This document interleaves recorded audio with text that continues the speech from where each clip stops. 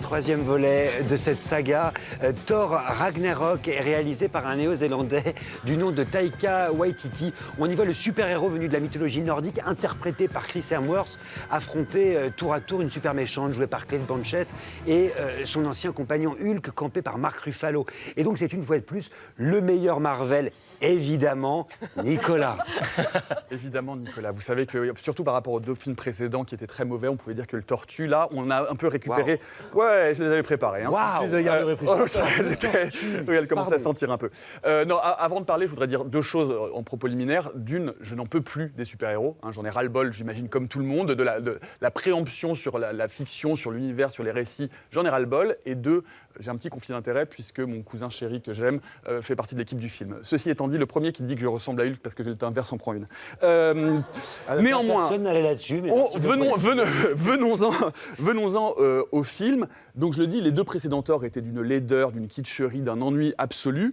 Et là, il est en train de se passer quelque chose chez Marvel qui commence à m'intéresser à nouveau. C'est-à-dire que ça fait 10 ans qu'on nous abreuve à raison de 2 films, voire 3 par an, de cet univers étendu de super-héros dont on a ras-le-bol. Et enfin, 10 ans après, on commence à jouer avec les codes qu'on a instaurés dans les films précédents. Et voilà donc ce personnage principal, Thor, dont on se fout copieusement, qui est d'un ennui mortel, un grand blond guerrier, il n'a pas perdu ses parents, il n'a pas de drame dans sa vie. Et on va commencer à s'amuser avec lui, avec le fait que c'est précisément une espèce de surfeur décérébré. Le voilà, là il va affronter Hulk donc, dans un combat de gladiateurs. Et normalement ça devrait être un combat, c'est un moment, un cliffhanger, etc. Et il se rend compte que Hulk est là depuis longtemps.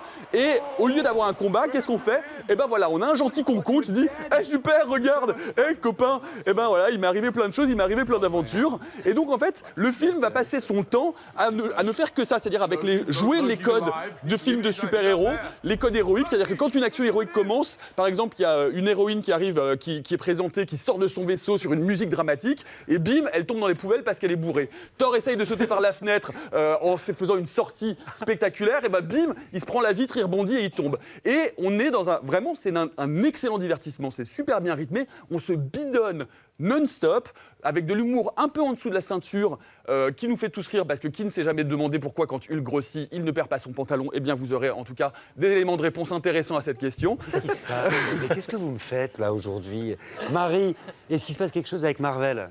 Oui, alors il se passe que, et ça c'est extrêmement sympathique, ils reconnaissent enfin que tout ça est complètement débile. C'est-à-dire que moi j'ai l'impression qu'il y avait des scénaristes bourrés qui ont fait une espèce de surenchère, une escalade. Alors là, tu vois, on va mettre un couloir de l'espace et on l'appellera l'anus de Satan. Oh, c'est con. Ouais, d'accord. Non, mais c'est et ça, on c'est les a hyper laissés agressif. faire. Et donc depuis tant d'années qu'on donne des dizaines, des centaines de millions de dollars à des gens qui n'ont rien à dire, ils le reconnaissent enfin et peuvent enfin s'amuser avec un truc où il y a aucun enjeu humain, on se fout de tout, ils peuvent mourir dans la seconde. Le seul reproche que je lui ferais, parce que j'aime bien la foire, j'aime bien les manèges, j'aime bien tout ça, mais pas 2h10. C'est exactement ça, c'est un roller coaster. Voilà. Hein. Et c'est là où ils ont vraiment tort, c'est que du coup, au bout d'un moment, moi je voudrais qu'on me libère. Simon. Alors, Marie, tu n'as pas tort, mais néanmoins, néanmoins, mais il y a quelque chose qui me plaît, c'est que Taika Waititi, qui a réalisé notamment Vampire en toute intimité et The Search for Wilder People, qui sont des films très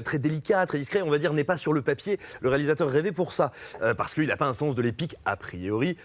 Incroyable. Mais donc, du coup, lui, il va faire un truc. Marvel l'a laissé faire quelque chose que d'habitude, on ne voit pas dans les films Marvel qui sont très lisses, qui ressemblent à des bidons de lessive. C'est aller piocher des trucs très reconnaissables dans la pop culture. Et ben moi, ça me fait plaisir de trouver, même si la citation est épaisse, ça me fait extrêmement plaisir de retrouver du Flash Gordon, de retrouver beaucoup de Japanimation. C'est pas pour rien que Waititi envisage d'adapter Akira. Et alors que j'étais pas super sûr que ce soit une bonne idée, après Thor, je me dis que finalement, il est peut-être bien placé. Il y a comme ça une envie d'en appeler à de grandes icônes qui est très réussie. Moi, j'ai juste un petit problème avec le traitement de Hulk qui passe quand même pour un espèce de gentil teubé. Oui. Et c'est un peu dommage alors que c'est censé être un colosse. Cate Blanchett en Maléfique. C'est Maléfique. Enfin, c'est clairement Maléfique, la méchante de La Belle au Bois dormant. C'est enfin un méchant qui n'est pas un méchant lambda. Elle s'éclate, elle est drôle, elle est au second degré. Le coup de génie, c'est Jeff Goldblum. Pardon, et Jeff Goldblum, évidemment. Complètement timbré d'une planète entière qui est un dépotoir par ailleurs et qui organise des combats de... Voilà. Ça, c'est très rigolo. Mais pour moi, ça, c'était un film en soi. Ça m'aurait suffi. 1h30, on était bien. on se disait au revoir gentiment, salut les copains, à dans 2 mois, tu vois. C'est trop.